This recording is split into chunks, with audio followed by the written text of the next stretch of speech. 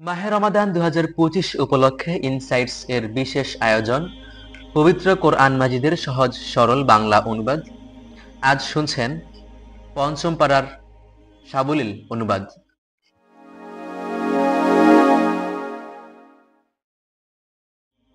আউযু বিল্লাহি মিনাশ শাইতানির রাজীম। বিসমিল্লাহির রহমানির রহিম। নারীদের মাঝে বিয়ের দুর্গে অবস্থানকারী তথা বিবাহিতা মেয়েদের তোমাদের জন্য হারাম করা হয়েছে। তবে যেসব নারী যুদ্ধবন্দী হয়ে তোমাদের অধিকারে এসে পড়েছে তারা ব্যতীত। এ হচ্ছে বিয়ের ব্যাপারে তোমাদের উপর আল্লাহ তাআলার বিধান। এর বাইরে যেসব নারী রয়েছে তাদের তোমাদের জন্য এ শর্তে হালাল করা হয়েছে যে তোমরা বিয়ের জন্য মোহরের কিছু সম্পদ দ্বারা তাদের পেতে চাইবে এবং তোমরা বিয়ের সংরক্ষিত দুর্গে অবস্থান করবে। তোমরা অবাধ যৌন স্পৃহা পূরণে নিয়োজিত হবে না। অতঃপর তাদের মধ্যে যাদের তোমরা বিয়ের মাধ্যমে উপভোগ করবে তাদের বিনিময়ে মোহর ফরজ হিসেবে আদায় করে দাও। অবশ্য মোহর নির্ধারিত হয়ে যাওয়ার পর যে পরিমাণের উপর তোমরা উভয়ে একমত হও তাতে কোনো দোষের কিছু নেই। নিশ্চয়ই আল্লাহ তাআলা সর্বজ্ঞ কুশলী। আর তোমাদের মধ্যে যে ব্যক্তির স্বাধীন ও সম্ভ্রান্ত কোনো ঈমানদার নারীকে বিয়ে করার আর্থিক সামর্থ্য থাকবে না, সে যেন তোমাদের অধিকারভুক্ত কোনো ঈমানদার নারীকে বিয়ে করে নেয়। তোমাদের ঈমান সম্পর্কে আল্লাহ তাআলা সম্যক অবগত আছেন। ঈমানের মাপকাঠিতে তোমরা তো একই রকম। অতঃপর যারা তোমাদের অধিকারভুক্ত তোমরা তাদের অভিভাবকদের অনুমতি নিয়ে বিয়ে করো এবং তাদের ন্যায় ইনসাফ ভিত্তিক যথার্থ মোহরানা দিয়ে দাও। এর উদ্দেশ্য হচ্ছে তারা যেন বিয়ের দুর্গে সুরক্ষিত হয়ে যায়, স্বেচ্ছাচারিণী হয়ে পরপুরুষকে আনন্দ দানের কাজে নিয়োজিত না থাকে। অতঃপর যখন তাদের বিয়ের দুর্গে অবস্থান করে দেওয়া হলো তখন যদি তারা ব্যভিচারে লিপ্ত হয় তখন তাদের উপর আরোপিত শাস্তির পরিমাণ কিন্তু বিয়ের দুর্গে অবস্থানকারী স্বাধীন সম্ভ্রান্ত নারীদের উপর আরোপিত শাস্তির অর্ধেক। তোমাদের মধ্যে যাদের ব্যভিচারে লিপ্ত হওয়ার আশঙ্কা থাকবে শুধু তাদের জন্যই এই রেয়াতটুকু দেওয়া হয়েছে, কিন্তু তোমরা যদি ধৈর্য ধারণ করতে পারো তা তোমাদের জন্য কল্যাণকর এবং আল্লাহ তাআলা একান্ত ক্ষমাপরায়ণ, পরম দয়ালু। আল্লাহ তাআলা তার বাণীসমূহ তোমাদের কাছে স্পষ্ট করে বলে দিতে চান এবং তিনি তোমাদেরকে তোমাদের পূর্ববর্তী পুণ্যবান মানুষদের পথে পরিচালিত করতে চান, আর এর মাধ্যমে তিনি তোমাদের উপর দয়া পরবশ হতে চান। আল্লাহ তাআলা সর্বজ্ঞ কুশলী। আল্লাহ তাআলা তোমাদের উপর ক্ষমা পরবশ হতে চান। অপরদিকে যারা নিজেদের পাশবিক লালসার অনুসরণ করে তারা চায় তোমরা সে ক্ষমার পথ থেকে বহু দূরে নিক্ষিপ্ত হয়ে গোমরাহ থেকে যাও। আল্লাহ তাআলা তোমাদের উপর থেকে নানা ধরনের বোঝা লঘু করে তোমাদের জীবনকে সহজ করে দিতে চান, কেননা মানুষকে আসলেই দুর্বল করে পয়দা করা হয়েছে। হে মানুষ, তোমরা যারা ঈমান এনেছ তোমরা একে অপরের ধন সম্পত্তি অন্যায়ভাবে গ্রাস করো না। হ্যাঁ, ব্যবসা বাণিজ্য যা করবে তা তোমাদের পারস্পরিক সম্মতির ভিত্তিতেই করবে এবং কখনো স্বার্থের কারণে নিজেদের হত্যা করো না। অবশ্যই আল্লাহ তাআলা তোমাদের প্রতি মেহেরবান। যে কেউই বাড়াবাড়ি ও জুলুম করতে গিয়ে এই নরহত্যার কাজটি করবে অচিরেই আমি তাকে আগুনে পুড়িয়ে দেব, আর আল্লাহর পক্ষে এটা একেবারেই সহজ। যদি তোমরা সে সমস্ত বড় বড় গুনাহ থেকে বেঁচে থাকো যা থেকে তোমাদের নিষেধ করা হয়েছে তাহলে তোমাদের ছোটখাটো গুনাহ আমি এমনি তোমাদের হিসাব থেকে মুছে দেব এবং আমি অত্যন্ত সম্মানজনক স্থানে তোমাদের প্রবেশ করাবো। আল্লাহ তাআলা তোমাদের একজনের উপর আরেকজনকে যা কিছু বেশি দান করেছেন তোমরা তার লোভ করো না। যা কিছু পুরুষরা উপার্জন করলো তা তাদেরই অংশ, আবার নারীরা যা কিছু অর্জন করলো তাও তাদেরই অংশ। তোমরা আল্লাহ তাআলার কাছ থেকে তার অনুগ্রহ প্রার্থনা করো। অবশ্যই আল্লাহ তাআলা প্রতিটি বিষয় সম্পর্কে সম্যক ওয়াকিফাল রয়েছেন। পিতামাতা ও আত্মীয় স্বজনের রেখে যাওয়া সম্পত্তিতে আমি সবার জন্যই অভিভাবক বানিয়ে রেখেছি। যাদের সাথে তোমাদের কোনো চুক্তি কিংবা অঙ্গীকার রয়েছে তাদের অংশ আদায় করে দেবে। আল্লাহ তাআলা অবশ্যই প্রতিটি বিষয়ের উপর সাক্ষী। পুরুষরা হচ্ছে নারীদের কাজকর্মের উপর প্রহরী, যেহেতু আল্লাহ তাআলা এদের একজনকে আরেকজনের উপর কিছু বিশেষ মর্যাদা প্রদান করেছেন, কেননা প্রধানত তারাই দাম্পত্য জীবনের জন্য নিজেদের অর্থ সম্পদ ব্যয় করে। অতএব সতী সাধী নারীরা হবে একান্ত অনুগত পুরুষদের অনুপস্থিতিতে তারা স্বয়ং আল্লাহর তত্ত্বাবধানে থেকে নিজেদের ইজ্জত আবরু ও অদেখা অন্য সব কিছুর রক্ষণাবেক্ষণ করবে। আর যখন তোমরা কোনো নারীর অবাধ্যতার আশঙ্কা করো তখন তোমরা তাদের ভালো কথার উপদেশ দাও, তা কার্যকর না হলে তাদের সাথে একই বিছানায় থাকা ছেড়ে দাও। তাতেও সংশোধন না হলে চূড়ান্ত ব্যবস্থা হিসেবে তাদেরকে মৃদু প্রহার করো। যদি তারা অনুগত হয়ে যায় তাহলে তাদের খামাখা কষ্ট দেওয়ার উপর অজুহাত খুঁজে বেরিও না। অবশ্যই আল্লাহ তাআলা সর্বশ্রেষ্ঠ, সবার চাইতে মহান। আর যদি তাদের স্বামী স্ত্রী এ দুজনের মাঝে বিচ্ছেদের আশঙ্কা দেখা দেয় তাহলে তার পরিবারের পক্ষ থেকে একজন এবং তার স্ত্রীর পরিবারের পক্ষ থেকে একজন সালিশ নিযুক্ত করো। এরা উভয়ে যদি নিষ্পত্তি চায় তাহলে আল্লাহ তাআলা তাদের মীমাংসায় পৌঁছার তৌফিক দেবেন। নিশ্চয়ই আল্লাহ তাআলা সম্যক জ্ঞানী, সর্ববিষয়ে ওয়াকিফাল। তোমরা এক আল্লাহ তাআলার ইবাদত করো, কোনো কিছুকেই তার সাথে অংশীদার বানিও না, এবং পিতামাতার সাথে ভালো ব্যবহার করো। যারা তোমাদের ঘনিষ্ঠ আত্মীয়, এতিম, মিসকিন, আত্মীয়, প্রতিবেশী, কাছের প্রতিবেশী, পাশের লোক, পথচারী ও তোমরা তোমার অধিকারভুক্ত দাস দাসী তাদের সাথেও ভালো ব্যবহার করো। অবশ্যই আল্লাহ তাআলা এমন মানুষকে কখনো পছন্দ করেন না যে অহংকারী ও দাম্ভিক। আল্লাহ তাআলা তাদেরকেও ভালোবাসেন না যারা নিজেরা যেমন কার্পণ্য করে তেমনি অন্যদেরকেও কার্পণ্য করার আদেশ করে। তাছাড়া আল্লাহ তাআলা তাদের যা কিছু ধন সম্পদের অনুগ্রহ দান করেছেন তারা তা লুকিয়ে রাখে।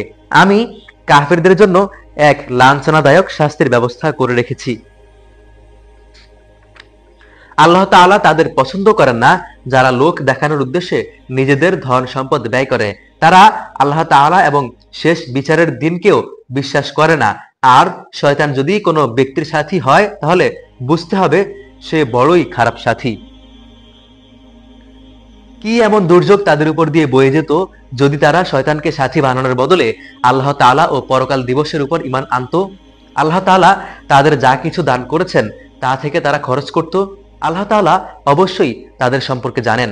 আল্লাহ তাআলা কারো উপর এক বিন্দু পরিমাণও জুলুম করেন না, বরং তিনি এত দয়ালু যে নেকির কাজ যদি একটি হয় তবে তিনি তার পরিমাণ দ্বিগুণ করে দেন এবং এর সাথে তিনি নিজ থেকেও বড় পুরস্কার দান করেন।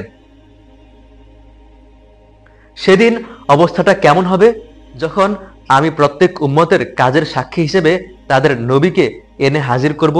হে মুহাম্মদ, এদের সবার কাছে সাক্ষী হিসেবে আমি সেদিন তোমাকে নিয়ে আসব। যারা কুফরি করেছে এবং রাসূলের বিরুদ্ধাচরণ করেছে তারা সেদিন কামনা করবে ভূমি যদি ধসে যেত এবং মাটি যদি তাদের উপর এসে সব সমান হয়ে যেত। সেদিন মানুষ কোনো কথাই আল্লাহ তাআলার কাছ থেকে গোপন করতে পারবে না। হে ঈমানদাররা, তোমরা কখনো নেশাগ্রস্ত অবস্থায় নামাজের কাছেও যেও না যতক্ষণ পর্যন্ত তোমরা নিশ্চিত না হও যে তোমরা যা কিছু বলছো তা তোমরা ঠিক ঠিক জানতে ও বুঝতে পারছো। অপবিত্র অবস্থায়ও নামাজের কাছে যেও না যতক্ষণ না তোমরা গোসল সেরে নেবে। তবে সফরে থাকলে তা ভিন্ন কথা। যদি তোমরা অসুস্থ হয়ে পড়ো অথবা প্রবাসে থাকো কিংবা তোমাদের কেউ যদি পায়খানা থেকে বেরিয়ে আসে অথবা তোমরা যদি দৈহিক মিলনের সাথে নারী স্পর্শ করো তাহলে পানি দিয়ে নিজেদের পরিষ্কার করে নেবে। তবে যদি পানি না পাও তাহলে পবিত্র মাটি দিয়ে তায়াম্মুম করে নেবে। আর তায়াম্মুম করার পদ্ধতি হচ্ছে তা দিয়ে পবিত্র মাটি দিয়ে তোমাদের মুখমণ্ডল ও তোমাদের হাত মাসেহ করে নেবে। অবশ্যই আল্লাহ তাআলা গুনাহ মার্জনাকারী, পরম ক্ষমাশীল। হে নবী, তুমি কি তাদের অবস্থা দেখোনি যাদের আসমানি গ্রন্থের সামান্য একটা অংশই দেওয়া হয়েছিল, কিন্তু তারা গোমরাহির পথই কিনে নিচ্ছে।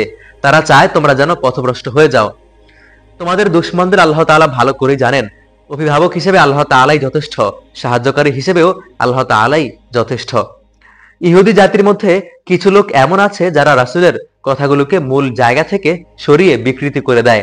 তারা বলে আমরা শুনলাম এবং সাথে সাথে অমান্য করলাম। আবার বলে আমাদের কথা শুনুন। আসলে দিনের মাঝে অপবাদ দানের উদ্দেশ্যে নিজেদের জিহ্বাকে কুঞ্চিত করে এরা বলে হে নবী আপনি শুনুন, সাথে সাথেই বলে আপনার শ্রবণ শক্তি রহিত হয়ে যাক। তারা যদি বলতো হে নবী আমরা শুনলাম এবং মেনে নিলাম, আপনি আমাদের কথা শুনুন, আমাদের প্রতি লক্ষ্য করুন, তাহলে এই বিষয়টা তাদের জন্য খুবই ভালো হতো, তাই হতো বরং তাদের জন্য সঙ্গত। কিন্তু সত্য অস্বীকার করার কারণে তাদের উপর আল্লাহ তাআলা অভিশাপ দিয়েছেন। অতঃপর তাদের সামান্য কিছু লোকই মাত্র ঈমান এনে থাকে। হে মানুষেরা, যাদের কিতাব দেওয়া হয়েছে তোমরা সেই গ্রন্থের উপর ঈমান আনো যা আমি মুহাম্মদের উপর নাজিল করেছি। এই কিতাব তোমাদের কাছে মজুদ পূর্ববর্তী কিতাবের সত্যতা স্বীকার করে। ঈমান আনো সে সময় আসার আগে যখন আমি পাপিষ্ঠদের চেহারাসমূহ বিকৃত করে তা উল্টো দিকে ঘুরিয়ে দেব, অথবা ইহুদিদের পবিত্র দিন শনিবারের অবমাননাকারীদের প্রতি আমি যেভাবে অভিশাপ নাজিল করেছি তেমনি কোন বিপর্যয় আসার আগেই তোমরা ঈমান আনো। আর আল্লাহ তাআলার হুকুম তো অবধারিত। নিশ্চয়ই আল্লাহ তাআলা কখনো সে গুনাহ মাফ করবেন না যেখানে তার সাথে কাউকে শরীক করা হয়। এছাড়া অন্য সব গুনাহ তিনি যাকে ইচ্ছা ক্ষমা করে দেন। যে ব্যক্তি আল্লাহর সাথে শিরক করলো সে সত্যি আল্লাহর উপর মিথ্যা আরোপ করলো, যা বড় ধরনের একটি গুনাহ। হে নবী, তুমি কি তাদের অবস্থা দেখোনি যারা নিজেদের খুব পবিত্র মনে করে, অথচ একমাত্র আল্লাহ তাআলাই যাকে ইচ্ছা তাকে পবিত্র করেন। যারা অহংকারী তাদের উপর বিন্দু পরিমাণও জুলুম করা হবে না। তাকিয়ে দেখো এদের দিকে, কিভাবে এরা আল্লাহ তাআলার উপর মিথ্যা আরোপ করছে। প্রকাশ্য গুনাহ হিসেবে এটাই তো তার জন্য যথেষ্ট। তুমি কি তাদের অবস্থা দেখোনি যাদের আল্লাহ তাআলার কিতাবের কিছু অংশ দান করা হয়েছিল?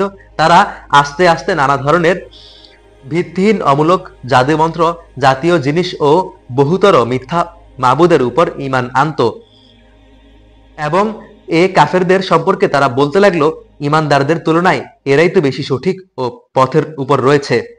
এরাই হচ্ছে সেই হতভাগ্য মানুষগুলো যাদের উপর আল্লাহ তাআলা অভিসম্পাত করেছেন। আর আল্লাহ তাআলা যার উপর অভিশাপ পাঠান তার জন্য তুমি কখনো কোনো সাহায্যকারী পাবে না। অথবা এরা কি মনে করে তাদের ভাগে রাজত্ব বরাদ্দ করা আছে? তেমন কিছু হলে এরা খেজুর পাতার একটা ঝিল্লিও কাউকে দিত না। অথবা এরা কি অন্যান্য মানুষদের তার উপর হিংসা করে যাদের আল্লাহ তাআলা নিজস্ব ভান্ডার থেকে নানা কিছু দান করেছেন? আমি তো ইতিপূর্বে ইব্রাহিমের বংশধরদেরও আমার গ্রন্থ ও সেই গ্রন্থলব্ধ জ্ঞান বিজ্ঞান দান করেছিলাম। আমি তাদের বিশাল রাজত্ব দান করেছিলাম। অতঃপর তাদের মধ্যে কিছু লোক ছিল যারা তার উপর ঈমান এনেছে, আবার কেউ ছিল যারা তার থেকে মুখ ফিরিয়ে নিয়েছে।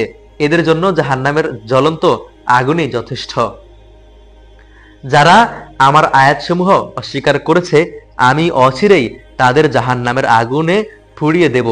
অতঃপর যখনই তাদের চেহারা চামড়া গলে যাবে তখন আমি তাদের নতুন চামড়া বদলে দেব, যাতে করে তারা আযাব ভোগ করতে পারে।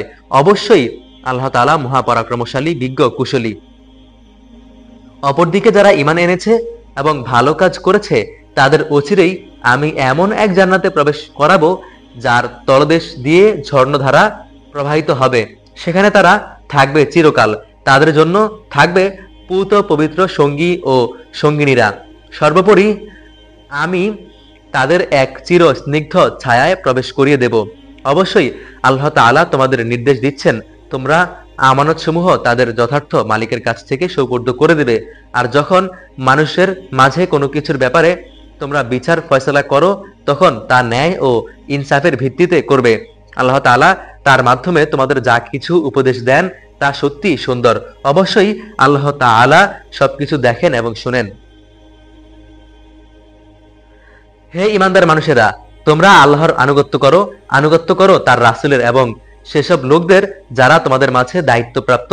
অতঃপর কোনো ব্যাপারে তোমরা যদি একে অপরের সাথে মতবিরোধ করো তাহলে সে বিষয়টির ফয়সালার জন্য আল্লাহ তাআলা ও তার রাসূলের দিকে ফিরিয়ে নিয়ে যাও। যদি তোমরা আল্লাহর উপর এবং শেষ বিচারের দিনের উপর ঈমান এনে থাকো তাহলে এ পদ্ধতি হচ্ছে বিরোধ মীমাংসার সর্বোৎকৃষ্ট উপায় এবং পরিণামের দিক থেকেও এটি হচ্ছে উত্তম পন্থা। হে নবী, তুমি কি তাদের অবস্থা দেখোনি যারা মনে করে তারা সেই বিষয়ের উপর ঈমান এনেছে যা তোমার কাছে পাঠানো হয়েছে এবং তার উপরে ঈমান এনেছে যা তোমার আগে নাজিল করা হয়েছে, কিন্তু বিচার ফয়সালার সময় আমার কিতাবের বদলে এরা মিথ্যা মাবুদদের কাছ থেকেই ফয়সালা পেতে চায়। অথচ এদের নির্দেশ দেওয়া হয়েছিল তারা যেন এই মিথ্যা মাবুদদের অস্বীকার করে। আসলেই শয়তান এদের সত্য থেকে অনেক দূরে সরিয়ে নিতে চায়। এদের যখন বলা হয় আল্লাহ তাআলা তার রাসূলের উপর যা কিছু নাজিল করেছেন তোমরা তার দিকে ফিরে এসো, তখন তুমি মুনাফিকদের দেখবে এরা তোমার কাছ থেকে মুখ ফিরিয়ে দূরে সরে যাচ্ছে। অতঃপর তাদের কৃতকর্মের কারণে যখন তাদের উপর কোনো বিপদ মুসিবত এসে পড়বে তখন এদের অবস্থাটা কি হয়? তারা তখন সবাই তোমার কাছে ছুটে আসে এবং আল্লাহর নামের কসম করে আমরা তো কল্যাণ ও সম্প্রীতি ছাড়া আর কিছুই চাই না। এরা হচ্ছে সেসব লোক যাদের মনের ভিতরে কি অভিসন্ধি আছে তা আল্লাহ তাআলা ভালোই জানেন। তাই তুমি এদের এড়িয়ে চলো, তুমি এদের ভালো উপদেশ দাও এবং তাদের এমন সব কথা বলো যা তাদের অন্তরে পৌঁছে যায়।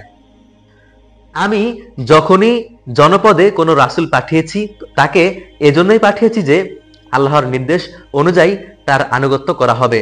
ভালো হতো এরা যখনই নিজেদের উপর কোনো জুলুম করবে তখনই তারা তোমার কাছে ছুটে আসবে এবং নিজেদের কৃতকর্মের জন্য আল্লাহ তাআলার কাছে ক্ষমা প্রার্থনা করবে এবং রাসূলও তাদের জন্য ক্ষমা চাইবে।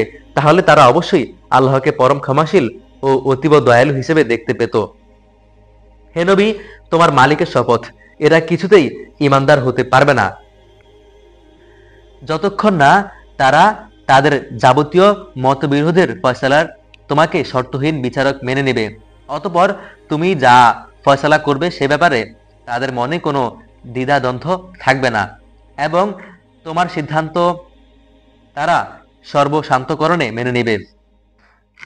আমি যদি তাদের উপর এই আদেশ জারি করতাম যে তোমরা নিজেদের জীবন বিসর্জন দাও অথবা তোমরা নিজেদের ভিটেমাটি ছেড়ে বের হয়ে যাও, তাহলে তাদের মধ্যে সামান্য সংখ্যক মানুষই তা করত। যেসব উপদেশ তাদের দেওয়া হয়েছে তা যদি তারা মেনে চলত তবে তা তাদের জন্য অবশ্যই কল্যাণকর হতো এবং তাদের মানসিক স্থিরতাও এতে করে মজবুত হতো। এমত অবস্থায় আমিও আমার পক্ষ থেকে তাদের বড় ধরনের পুরস্কার দিতাম, উপরন্তু আমি তাদের সরল পথও দেখিয়ে দিতাম। যারা আল্লাহ তাআলা ও তার রাসূলের আনুগত্য করে তারা শেষ বিচারের দিন সেসব পুণ্যবান মানুষদের সাথে থাকবে যাদের উপর আল্লাহ তাআলা নিয়ামত বর্ষণ করেছেন। এরা হচ্ছে সকল নবী আরো যারা নবুয়তের সত্যতা স্বীকার করেছে, আল্লাহর পথে জীবন উৎসর্গকারী শহীদ ও অন্যান্য নেককার মানুষ। সাথী হিসেবে এরা সত্যিই উত্তম। এটা মানুষদের প্রতি আল্লাহ তাআলার বিরাট অনুগ্রহ। কোনো কিছু জানার জন্য আল্লাহ তাআলাই যথেষ্ট। হে ঈমানদাররা, শত্রুর মোকাবেলায় তোমরা তোমাদের প্রতিরক্ষা ও প্রস্তুতি অব্যাহত রাখো। দলে দলে বিভক্ত হয়ে কিংবা সবাই একসঙ্গে শত্রুর মোকাবেলা করো। অবশ্যই তোমাদের মধ্যে এমন মুনাফিক লোক থাকবে যে যুদ্ধের ব্যাপারে গড়িমসি করবে। তোমাদের উপর কোনো বিপদ মুসিবত এলে সে বলবে আল্লাহ তাআলা আমার উপর বড় অনুগ্রহ করেছেন, কেননা আমি সে সময় তাদের সাথে ছিলাম না। আর যদি তোমাদের উপর আল্লাহ তাআলার পক্ষ থেকে বিজয়ের অনুগ্রহ আসে তখন সে এমন সম্পর্কহীনভাবে কথা বলবে যেন তার সাথে তোমাদের কোনো রকম বন্ধুত্বই ছিল না। সে তখন বলে কতই না ভালো হতো যদি আমি তাদের সাথে থাকতাম, তাহলে আজ আমিও অনেক বড় সফলতা অর্জন করতে পারতাম। যেসব মানুষ পরকালের বিনিময়ে এ পার্থিব জীবনকে বিক্রি করে দিয়েছে, মানুষের উচিত আল্লাহ তাআলার পক্ষ থেকে তাদের বিরুদ্ধে লড়াই করা। যে আল্লাহর পথে লড়াই করবে সে এ পথে নিহত হবে কিংবা সে বিজয় লাভ করবে, উভয় অবস্থাতেই আমি তাকে বিরাট পুরস্কার দেব। তোমাদের এ কি হয়েছে? তোমরা আল্লাহর সাথে পথে যেসব অসহায় নরনারী ও দুস্থ শিশু সন্তানদের বাঁচাবার জন্য লড়াই করো না? যারা এই বলে ফরিয়াদ করছে, হে আমাদের রব, জালেমদের এই জনপদ থেকে তুমি আমাদের বের করে নাও। অতঃপর তুমি আমাদের জন্য তোমার কাছ থেকে একজন অভিভাবক বানিয়ে দাও, তোমার কাছ থেকে আমাদের জন্য একজন সাহায্যকারী বানিয়ে দাও। যারা ঈমান এনেছে তারা সর্বদা আল্লাহর পথে যুদ্ধ করে, আর যারা আল্লাহ তাআলাকে অস্বীকার করেছে তারা লড়াই করে মিথ্যা মাহবুদের পথে। অতএব তোমরা যুদ্ধ করো শয়তান ও তার চেলা সামুন্ডাদের বিরুদ্ধে। অবশ্যই শয়তানের ষড়যন্ত্র একান্ত দুর্বল। হে নবী, তুমি কি তাদের দিকে তাকিয়ে দেখোনি যাদের প্রথম দিকে যখন বলা হয়েছিল তোমরা আপাতত লড়াই থেকে নিজেদের হাতে গুটিয়ে রাখো, এখন শুধু নামাজ প্রতিষ্ঠা করো এবং যাকাত প্রদান করো। তখন তারা লড়াই করার জন্য অস্থির হয়ে পড়েছিল, অথচ যখন সত্যি সত্যি তাদের উপর লড়াইয়ের হুকুম নাজিল করা হলো তখন এদের একদল লোক তো প্রতিপক্ষের মানুষদের এমন ভাবে ভয় করতে শুরু করলো যেমনই ভয় শুধুমাত্র আল্লাহ তাআলাকেই করা উচিত কিংবা তার চাইতেও বেশি ভয়। তারা বলল, হে আমাদের রব, তুমি আমাদের উপর যুদ্ধের হুকুম এত তাড়াতাড়ি জারি করতে গেলে কেন? কত ভালো হতো যদি তুমি আমাদের আরো কিছুটা অবকাশ দিতে। হে নবী, তুমি বলো, দুনিয়ার এ ভোগ সামগ্রী অত্যন্ত সামান্য। যে ব্যক্তি আল্লাহ তাআলাকে ভয় করে তার জন্য পরকাল অনেক উত্তম, আর সেই পরকালে তোমাদের উপর কণামাত্র জুলুম করা হবে না। তোমরা যেখানেই থাকো না কেন, মৃত্যু তোমাদের নাগাল পাবেই। তোমরা যদি কোনো মজবুত দুর্গেও থাকো, সেখানেও মৃত্যু এসে হাজির হবে। এদের অবস্থা হচ্ছে, যখন কোনো কল্যাণ তাদের স্পর্শ করে তখন তারা বলে, হ্যাঁ, এ তো আল্লাহর পক্ষ থেকে এসেছে।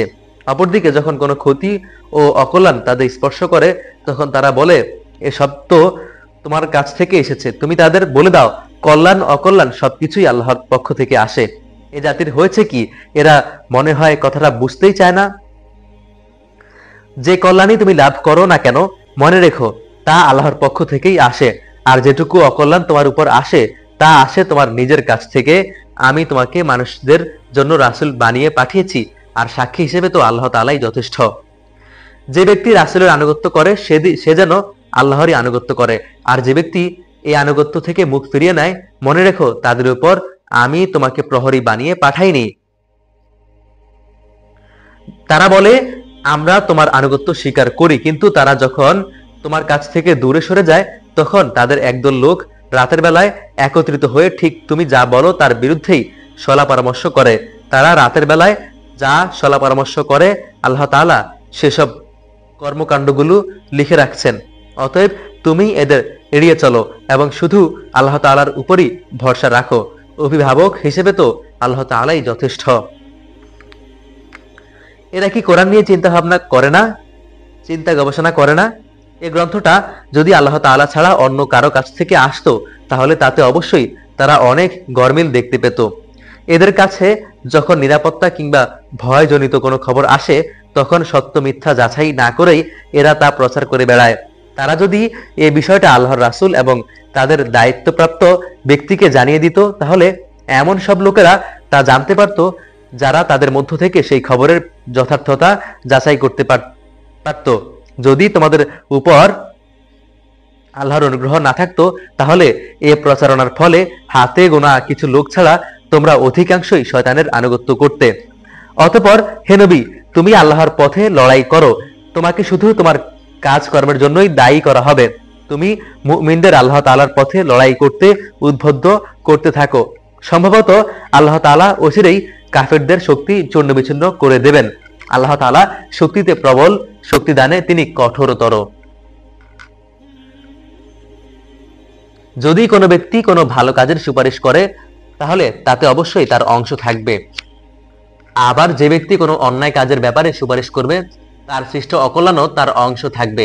আল্লাহ তাআলাই হচ্ছেন সকল কাজের একক নিয়ন্ত্রণকারী। যখন তোমাদের সালাম বা অন্য কিছু দ্বারা অভিবাদন জানানো হয় তখন তোমরা তার চাইতেও উত্তম পন্থায় তার জবাব দাও কিংবা ততটুকু ফেরত দাও। অবশ্যই আল্লাহ তাআলা সবকিছুর হিসাব রাখেন। আল্লাহ তাআলা মহান সত্তা, তিনি ছাড়া দ্বিতীয় কোনো মাবুদ নেই। অবশ্যই তিনি কিয়ামতের দিন তোমাদের এক জায়গায় জড়ো করবেন, তাতে কোনো রকম সন্দেহ নেই। আর এমন কে আছে যে আল্লাহ তাআলার চাইতে বেশি সত্য কথা বলতে পারে? এ কি হলো তোমাদের? তোমরা মুনাফিকদের ব্যাপারে দুদল হয়ে গেলে। বিশেষ করে যখন আল্লাহ তাআলা তাদের কৃতকর্মের জন্য তাদের উপর অভিশাপ নাজিল করলেন, আল্লাহ তাআলা তাদের পথভ্রষ্ট করে দিয়েছেন। তোমরা কি তাদের সঠিক পথে আনতে চাও? বস্তুত আল্লাহ তাআলা যাকে পথভ্রষ্ট করেন তুমি তার জন্য কোনো পথই খুঁজে পাবে না। তারা তো এটাই কামনা করে যে তারা যেভাবে কুফরি করেছে তোমরাও তেমনি কুফরি করো, অতঃপর তোমরা উভয়ে একই রকম হয়ে যাও। কাজেই তুমি তাদের মধ্য থেকে কাউকে নিজের বন্ধুরূপে গ্রহণ করো না যতক্ষণ না তারা আল্লাহ তাআলার পথে নিজেদের ভিটে মাটি ত্যাগ না করবে। আর যদি তারা এই কাজ থেকে মুখ ফিরিয়ে নেয় তাহলে তোমরা তাদের যেখানেই পাবে গ্রেফতার করবে এবং শত্রুদের সহযোগিতা করার জন্য তাদের হত্যা করবে। তাদের মধ্য থেকে কাউকেই তোমরা বন্ধু ও সাহায্যকারী হিসেবে গ্রহণ করো না। অবশ্য তাদের কথা আলাদা, যারা তোমাদের সাথে চুক্তিবদ্ধ কোনো একটি সম্প্রদায়ের সাথে এসে মিলিত হবে। আবার তাদের ব্যাপারটাও নয় যারা তোমাদের সামনে দ্বিধাগ্রস্ত অন্তর নিয়ে আসে। তাদের অন্তর তোমাদের সাথে যেমনই লড়াই করতে বাধা দেয় তেমনি নিজেদের জাতির বিরুদ্ধেও তাদের লড়াই করতে বাধা দেয়। আল্লাহ তাআলা যদি চাইতেন তিনি তোমাদের উপর এদের ক্ষমতাবান করে দিতে পারতেন। তেমন অবস্থায় তারা অবশ্যই তোমাদের সাথে লড়াই করত। অতএব এরা যদি তোমাদের কাছ থেকে আলাদা হয়ে যায়, লড়াই থেকে বিরত থাকে এবং তোমাদের কাছে শান্তি ও সন্ধির প্রস্তাব পাঠায়, তাহলে তাদের বিরুদ্ধে অভিযানের কোনো পন্থাই আল্লাহ তাআলা তোমাদের জন্য উন্মুক্ত রাখবেন না। অচিরেই তোমরা আরেকটি দল পাবে যারা তোমাদের দিক থেকে যেমন শান্তি ও নিরাপত্তা পেতে চায়, তেমনি তারা তাদের নিজেদের জাতির কাছ থেকেও নিরাপত্তা পেতে চায়। কিন্তু এদের যখনই কোনো বিপর্যয়ের দিকে ডাকা হয়, তখন সাথে সাথেই তারা তার মধ্যে দিয়ে নিক্ষিপ্ত হবে। এরা যদি তোমাদের সাথে যুদ্ধ করা থেকে সরে না দাঁড়ায়, কোনো শান্তি ও সন্ধি প্রস্তাব তোমাদের কাছে পেশ না করে এবং নিজেদের অস্ত্র সংবরণ না করে, তাহলে তাদের তোমরা যেখানেই পাবে গ্রেপ্তার করবে এবং বিদ্রোহের জন্য তাদের তোমরা হত্যা করবে। মূলত এরাই হচ্ছে সেসব লোক যাদের উপর আমি তোমাদের সুস্পষ্ট ক্ষমতা দান করেছি। এটা কোনো ইমানদার ব্যক্তির কাজ নয় যে সে কোনো ইমানদার ব্যক্তিকে হত্যা করবে। অবশ্য ভুলবশত করে ফেললে তা ভিন্ন কথা।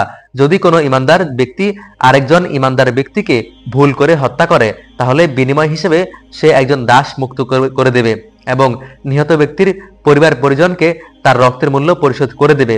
তবে নিহত ব্যক্তির লোকেরা যদি রক্তমূল্য মাফ করে দেয়, তবে তা আলাদা। এ নিহত ইমানদার ব্যক্তি যদি এমন কোন জাতির বা গোত্রের লোক হয় যারা তোমাদের শত্রু এবং সে নিহত ব্যক্তি মুমিন হয়, তাহলে তার বিনিময় হবে একজন মুমিন দাসের মুক্তি। অপরদিকে সে নিহত ব্যক্তি যদি এমন এক সম্প্রদায়ের কেউ হয়ে থাকে যাদের সাথে তোমাদের কোনো সন্ধি চুক্তি বলবৎ আছে, তবে তার রক্তের মূল্য আদায় করার সাথে একজন ইমানদার দাসের মুক্তিও অপরিহার্য। যে ব্যক্তি মুক্ত করার জন্য কোনো দাস পাবে না, তার বিধান হচ্ছে ক্রমাগত 2 মাসের রোজা রাখা। এটা হচ্ছে আল্লাহ তাআলার পক্ষ থেকে এই গুনাহের তাওবা। আল্লাহ তাআলা সর্বজ্ঞ কুশলী। যে ব্যক্তি ইচ্ছাকৃতভাবে কোনো ইমানদার ব্যক্তিকে হত্যা করবে, তার শাস্তি হচ্ছে জাহান্নাম। সেখানে সে অনন্তকাল থাকবে। আল্লাহ তাআলা তার উপর ভীষণ কষ্ট রুষ্ট হন, তাকে তিনি লানত দেন। তিনি তার জন্য যন্ত্রণাদায়ক আযাব প্রস্তুত করে রেখেছেন। হে ইমানদার ব্যক্তিরা, তোমরা যখন আল্লাহ তাআলার পথে জিহাদের রাস্তায় বের হবে, তখন সবকিছু যাচাই বাছাই করবে। কোনো ব্যক্তি যখন তোমাদের সামনে শান্তি ও সন্ধির প্রস্তাব পেশ করে, তখন তোমরা বলো না যে তুমি ইমানদার নও। তোমরা তো বৈষয়িক জীবনের স্বার্থ সন্ধান করো। আল্লাহ তাআলার কাছে অনায়াসলভ্য সম্পদ প্রচুর রয়েছে। তোমরাও আগে এমনই ছিলে, অতঃপর আল্লাহ তাআলা তোমাদের উপর অনুগ্রহ করেছেন। কাজেই তোমরা বিষয়টি যাচাই বাছাই করে নিও। তোমরা যা কিছুই করো, আল্লাহ তাআলা অবশ্যই সেই ব্যাপারে সম্যক অবগত আছেন। মুমিনদের মাঝে যারা কোনো রকম শারীরিক অক্ষমতা না থাকা সত্ত্বেও ঘরে বসে থেকেছে, আর যারা নিজেদের জান ও মাল দিয়ে আল্লাহ তাআলার পথে জিহাদ অবতীর্ণ হয়েছে, এরা উভয় কখনো সমান নয়। ঘরে বসে থাকা লোকদের তুলনায় ময়দানের মুজাহিদদের যারা নিজেদের জান মাল আল্লাহ তাআলার পথে জিহাদ করেছে, আল্লাহ তাআলা তাদের উচ্চ মর্যাদা দান করেছেন। ময়দানের জিহাদ তখনও ফরজ ঘোষিত না হওয়ায় এদের সবার জন্যই আল্লাহ তাআলা উত্তম পুরস্কারের ওয়াদা করেছেন। তবে আল্লাহ তাআলা ঘরে বসে থাকা লোকদের উপর সংগ্রামরত ময়দানের মুজাহিদদের উৎকৃষ্ট বিনিময় দান করেছেন। এই মর্যাদাসমূহ স্বয়ং আল্লাহ তাআলার পক্ষ থেকেই। এর সাথে রয়েছে তার ক্ষমা ও দয়া। আল্লাহ তাআলা বড় ক্ষমাশীল ও অতীব দয়ালু। যারা নিজেদের উপর জুলুম করেছে, ফেরেশতারা তাদের মৌতের সময় যখন তাদের জিজ্ঞেস করবে, বলো তো সেখানে তোমরা কিভাবে ছিলে, তারা বলবে, আমরা দুনিয়ায় দুর্বল অক্ষম ছিলাম। ফেরেশতারা বলবে, কেন? তোমাদের জন্য আল্লাহর এই জমিনে কি প্রশস্ত ছিল না? তোমরা ইচ্ছা করলে হিজরত করে সেখানে চলে যেতে পারতে। আসলে এরা হচ্ছে সেসব লোক যাদের আবাসস্থল জাহান্নাম, আর তা খুবই নিকৃষ্ট আবাস। তবে সেসব পুরুষ, নারী ও শিশু সন্তান যাদের হিজরত করার শক্তি ছিল না, কোথাও যাওয়ার কোনো উপকরণ ছিল না, তাদের কথা আলাদা। এরা হচ্ছে সেসব লোক আল্লাহ তাআলা সম্ভবত যাদের গুনাহসমূহ মাফ করে দেবেন। অবশ্যই আল্লাহ তাআলা গুনাহ মোচনকারী ও পরম ক্ষমাশীল। আর যে কেউই আল্লাহ তাআলার পথে হিজরত করবে, সে আল্লাহ তাআলার জমিনে প্রশস্ততা ও অগণিত ধন সম্পদ পেয়ে যাবে। যখন কোনো ব্যক্তি আল্লাহ তাআলা ও তার রাসূলের উদ্দেশ্যে হিজরত করার জন্য নিজ বাড়ি থেকে বের হয়, অতঃপর এমত অবস্থায় মৃত্যু এসে তাকে গ্রাস করে নেয়, তাহলে তার অপূর্ণ হিজরতের পুরস্কার দেওয়ার দায়িত্ব আল্লাহ তাআলার উপর। আল্লাহ তাআলা বড় ক্ষমাশীল ও পরম দয়ালু। তোমরা যখন সফরে বের হবে, তখন তোমরা যদি তোমাদের নামাজ কসর করে নাও তাতে তোমাদের উপর কোনোই দোষ নেই। তোমাদের যদি এই আশঙ্কা থাকে যে কাফেররা নামাজের সময় আক্রমণ করে তোমাদের বিপদগ্রস্ত করে ফেলবে, তাহলে তোমরা সতর্ক থাকো। নিঃসন্দেহে কাফেররা হচ্ছে তোমাদের প্রকাশ্যতম দুশমন।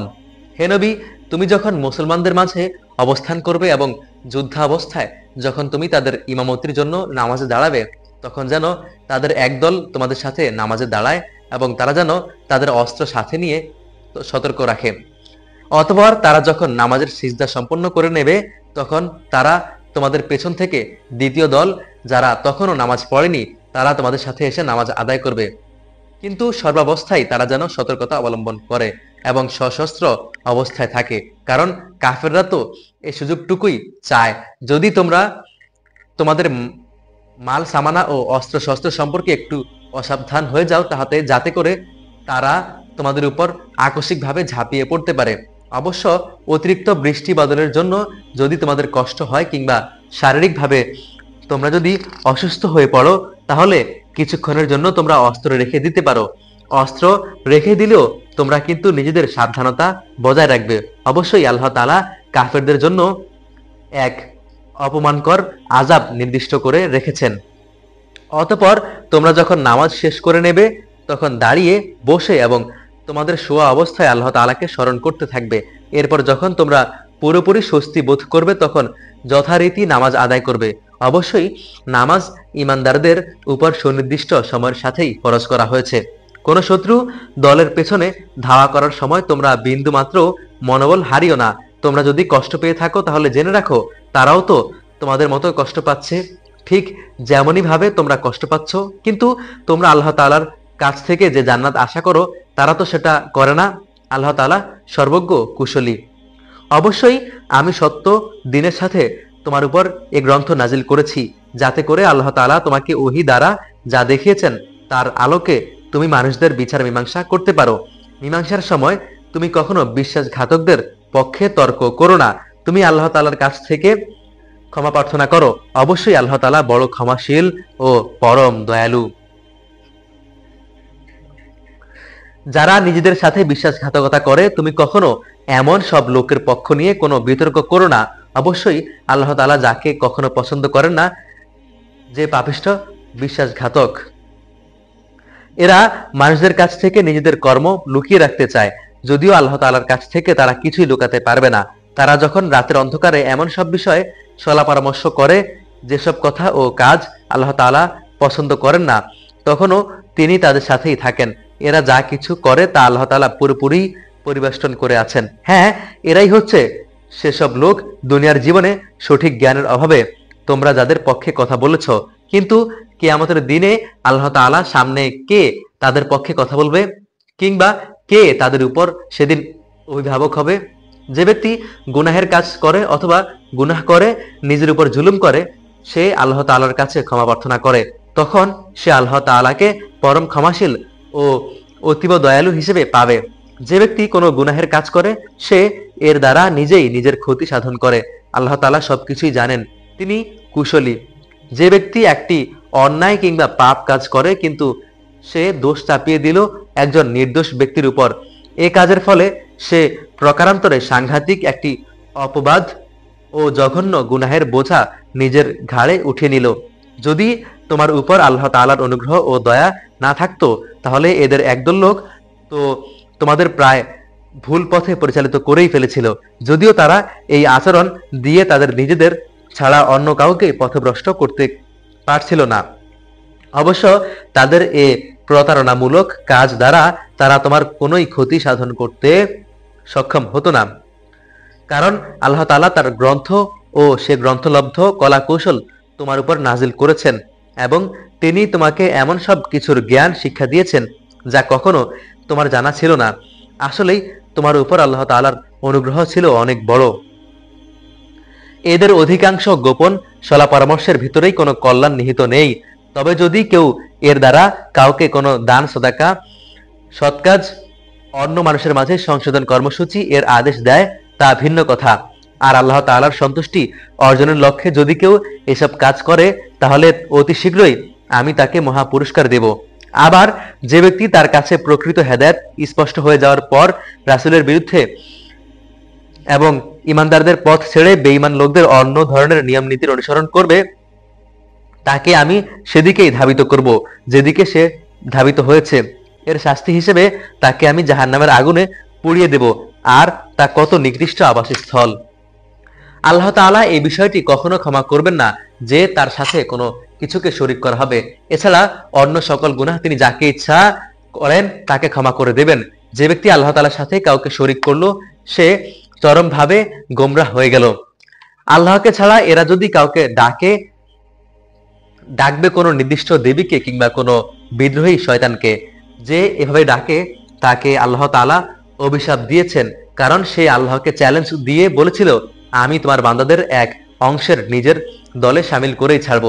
শয়তান আরো বলেছিল, আমি অবশ্যই তাদের গোমরাহ করে দেব, আমি অবশ্যই তাদের হৃদয়ে নানা প্রকারের মিথ্যা কামনা বাসনা জাগিয়ে তুলব এবং আমি তাদের নির্দেশ দেব যেন তারা কুসংস্কারে লিপ্ত হয়ে জন্তু জানোয়ারের কান ছিদ্র করে। আমি তাদের আরো নির্দেশ দিব তারা যেন আল্লাহ তাআলার সৃষ্টিকে বিকৃত করে দেয়। মূলত যে ব্যক্তি এই কাজ করে আল্লাহ তাআলার বদলে সে শয়তানকে নিজের পৃষ্ঠপোষক বানিয়ে নেবে, সে এক সুস্পষ্ট ক্ষতি ও লোকসানের সম্মুখীন হবে। শয়তান তাদের নানা প্রতিশ্রুতি দেয়, তাদের সামনে মিথ্যা বাসনার মায়াজাল সৃষ্টি করে। আর শয়তান যা প্রতিশ্রুতি দেয় তা তো প্রতারণা ছাড়া আর কিছুই নয়। এরাই হচ্ছে সেসব হতভাগ্য ব্যক্তি যাদের আবাসস্থল হচ্ছে জাহান্নাম, যার আযাব থেকে মুক্তির কোনো পন্থাই সেদিন তারা খুঁজে পাবে না। অপরদিকে যারা শয়তানের প্রতিশ্রুতি উপেক্ষা করে আল্লাহ তাআলার উপর ঈমান আনবে এবং ভালো কাজ করবে, তাদের আমি অচিরেই এমন এক জান্নাতে প্রবেশ করাবো যার তলদেশ দিয়ে ঝর্ণাধারা বইতে থাকবে। তারা সেখানে অনন্তকাল অবস্থান করবে। আল্লাহর ওয়াদা সত্য, আর আল্লাহর চাইতে বেশি সত্য কথা কে বলতে পারে? কারো গালমন্দ যেমন তোমাদের খেয়াল খুশির সাথে জড়িত নয়, তেমনি তা আহলে কিতাবদের খেয়াল খুশির সাথেও সম্পৃক্ত নয়। আসল কথা হচ্ছে, যে ব্যক্তি কোনো গুনাহের কাজ করবে তাকে তার প্রতিফলন দেওয়া হবে, আর সে ব্যক্তি সেদিন আল্লাহ তাআলা ছাড়া অন্য কাউকে তার পৃষ্ঠপোষক ও সাহায্যকারী হিসেবে পাবে না, কারণ কারো ভালোমন্দ যেমন কারো পক্ষেই নয়। পক্ষান্তরে যে ব্যক্তি কোনো ভালো কাজ করবে, নর কিংবা নারী, সে যদি ঈমানদার অবস্থায় তা সম্পাদন করে তাহলে সে এবং তার মতো অন্য সব লোক জান্নাতে প্রবেশ করবে। সেদিন তাদের উপর বিন্দুমাত্র অবিচার করা হবে না। তার চাইতে উত্তম জীবন বিধান আর কার হতে পারে যে আল্লাহ তাআলার সামনে মাথা নত করে? মূলত সেই হচ্ছে নিষ্ঠাবান ব্যক্তি। তদুপরি সে ইব্রাহিমের আদর্শের অনুসরণ করে, আর আল্লাহ তাআলা ইব্রাহিমকে স্বীয় বন্ধুরূপে গ্রহণ করেছেন। আসমান ও জমিনে যা কিছু আছে তার সবকিছুই আল্লাহ তাআলার জন্য, আর আল্লাহ তাআলা তার ক্ষমতা দিয়ে সবকিছুই পরিবেষ্টন করে আছেন। হে নবী, তারা তোমার কাছে নারীদের ব্যাপারে সিদ্ধান্ত জানতে চায়। তুমি বলো, আল্লাহ তাআলা তাদের ব্যাপারে তোমাদের জানিয়ে দিচ্ছেন, আর এই কিতাব থেকে যা কিছু তোমাদের উপর পঠিত হচ্ছে সেই এতিম নারীদের সম্পর্কিত বিষয়।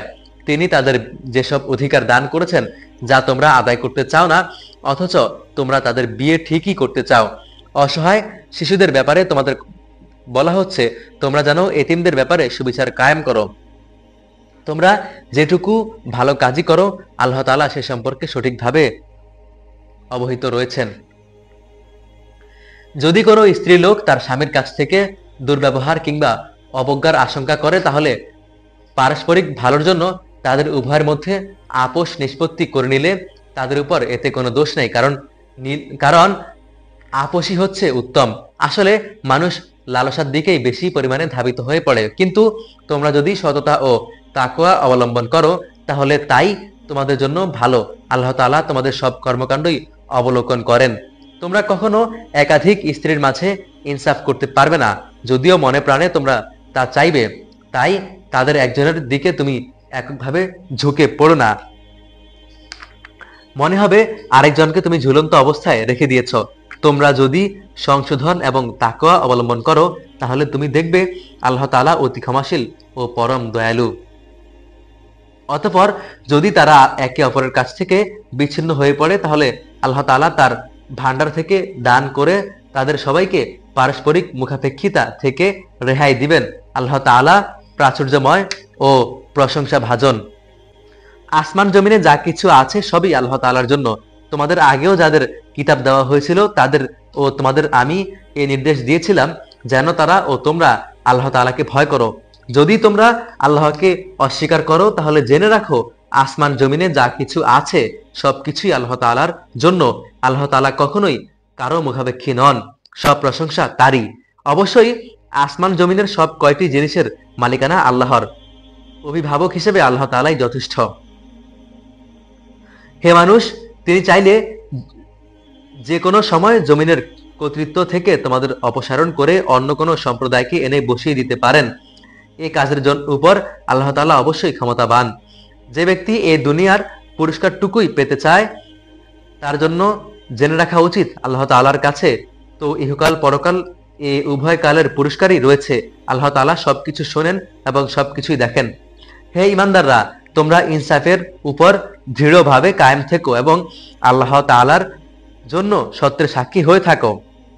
যদি এই কাজটি তোমার নিজের পিতামাতার কিংবা নিজের আত্মীয় স্বজনের বিপক্ষেও আসে তবুও তোমরা তা পালন করবে। যে ব্যক্তি ধনী হোক কিংবা গরিব হোক, মনে রাখবে তাদের উভয়ের চাইতে আল্লাহ তাআলার অধিকার অনেক বেশি। অতএব তুমি কখনো ন্যায় বিচার করতে গিয়ে নিজের খেয়াল খুশির অনুসরণ করো না। যদি তোমার পেছানো কথা বলে কিংবা ইনসাফ থেকে বিরত থাকো তাহলে জেনে রাখো তোমরা যা কিছুই করো না কেন আল্লাহ তাআলা তার খবর রাখেন। হে ঈমানদার ব্যক্তিরা, তোমরা ঈমান আনো আল্লাহর উপর, তার রাসূলের উপর, সেই কিতাবের উপর যা তিনি তার রাসূলের উপর নাজিল করেছেন এবং সেসব কিতাবের উপর যা তিনি তারও আগে নাজিল করেছেন। যে ব্যক্তি আল্লাহ তাআলা, তার ফেরেশতা, তার কিতাবসমূহ, তার নবী রাসূল ও পরকাল দিবসকে অস্বীকার করবে সে অবশ্যই মারাত্মকভাবে পথভ্রষ্ট হয়ে যাবে। নিঃসন্দেহে যারা ঈমান আনলো আবার কুফরিও করলো, কিছুদিন পর আবার ঈমান আনলো, এরপর সুযোগ বুঝে আবার কাফের হয়ে গেল, এরপর কুফরির পরিমাণ তারা দিনে দিনে বাড়িয়ে দিল, আল্লাহ তাআলা এমন লোকদের কখনো ক্ষমা করবেন না, না কখনো তিনি এসব ব্যক্তিদের সঠিক পথ দেখাবেন। হে নবী, মুনাফিকদের তুমি সুসংবাদ দাও যে তাদের জন্য ভয়াবহ আযাব রয়েছে। যারা বৈষয়িক স্বার্থে ঈমানদারদের বদলে কাফেরদের বন্ধু হিসেবে গ্রহণ করেছে তারা কি এর দ্বারা এদের কাছ থেকে কোনো রকম মান সম্মানের প্রত্যাশা করে? অবশ্যই সবটুকু মান সম্মান তো আল্লাহ তাআলার জন্যই নির্দিষ্ট। তিনি ইতিপূর্বেও এই কিতাবের মাধ্যমে তোমাদের উপর আদেশ নাজিল করেছেন যে তোমরা যখন শুনবে কাফেরদের কোনো বৈঠক আল্লাহ তাআলার নাজিল করা কোনো আয়াত অস্বীকার করা হচ্ছে এবং তা নিয়ে ঠাট্টা বিদ্রুপ করা হচ্ছে, তোমরা তখন তাদের সাথে যে সে মজলিসে বসো না যতক্ষণ না তারা অন্য কোনো আলোচনায় লিপ্ত হয়। এমনটি করলে তোমরা তো ঠিক তাদের মতোই হয়ে গেলে। জেনে রেখো আল্লাহ তাআলা অবশ্যই সব কাফের ও মুনাফিকদের জাহান্নামে একত্রিত করে ছাড়বেন। যারা সব সময়ই তোমাদের শুভ দিনের প্রতীক্ষায় থাকে, যদি আল্লাহ তাআলা কাছ থেকে তোমাদের বিজয় আসে তখন এরা বলবে, কেন আমরা কি যুদ্ধে তোমাদের সাথে ছিলাম না? আবার যদি কখনো কাফেরদের ভাগে বিজয়ের অংশ লেখা হয় তাহলে এরা বলবে, আমরা কি তোমাদের ঘিরে রাখিনি এবং তোমাদেরকে মুসলমানদের কাছ থেকে রক্ষা করিনি? আসলে শেষ বিচারের দিনে আল্লাহ তাআলাই তোমাদের উভয়ের মাঝে ফয়সালা শুনিয়ে দেবেন এবং আল্লাহ তাআলা সেদিন মুমিনদের বিরুদ্ধে কাফেরদের কোনো অজুহাত পেশ করার পথ অবশিষ্ট রাখবেন না। অবশ্যই মুনাফিকরা আল্লাহ তাআলাকে ধোঁকা দেয়, মূলত এর মাধ্যমে আল্লাহ তাআলাই তাদের প্রতারণার ফেলে দিচ্ছেন। এরা যখন নামাজে দাঁড়ায় তখন একান্ত আলস্য ভরেই দাঁড়ায়, তারা কেবল লোকদের দেখায়, এরা আল্লাহ তাআলাকে আসলে কমই স্মরণ করে। এরা কুফরি ও ঈমানের দোটানায় দোদুল্যমান, এরা না এদিকে না ওদিকে। যাকে আল্লাহ তাআলাই গোমরাহ করে দেন তুমি সে ব্যক্তিকে কখনো সঠিক পথ দেখতে পাবে না। হে মানুষ, তোমরা যারা ঈমান এনেছো তোমরা ঈমানদারদের বাদ দিয়ে কাফেরদের নিজেদের বন্ধুরূপে গ্রহণ করো না। তেমন কিছু করে তোমরা কি আল্লাহ তাআলার কাছে তোমাদের বিরুদ্ধে কোনো সুস্পষ্ট প্রমাণ তুলে ধরতে চাও? অবশ্যই মুনাফিকরা জাহান্নামের সর্বনিম্ন স্তরে অবস্থান করবে। তুমি সেদিন তাদের জন্য কোনো সাহায্যকারী খুঁজে পাবে না। তবে তাদের কথা আলাদা, যারা তাওবা করে এবং সে আলোকে নিজেদের সংশোধন করে নেয়, আল্লাহ তাআলার রশি শক্ত করে ধরে রাখে এবং একমাত্র আল্লাহ তাআলার উদ্দেশ্যে তারা তাদের জীবন বিধানকে নিবেদন করে নেয়, এসব লোকেরা অবশ্যই সেদিন ঈমানদারদের সাথে থাকবে। আর অচিরেই আল্লাহ তাআলা তার ঈমানদার বান্দাদের বড় পুরস্কার দেবেন। তোমাদের শাস্তি দিয়ে আল্লাহ তাআলা কি করবেন যদি তোমরা তার কৃতজ্ঞতা আদায় করো এবং তার উপর ঈমান আনো। বস্তুত আল্লাহ তাআলাই হচ্ছেন সর্বোচ্চ পুরস্কার দাতা, সম্যক ওয়াকিফাল।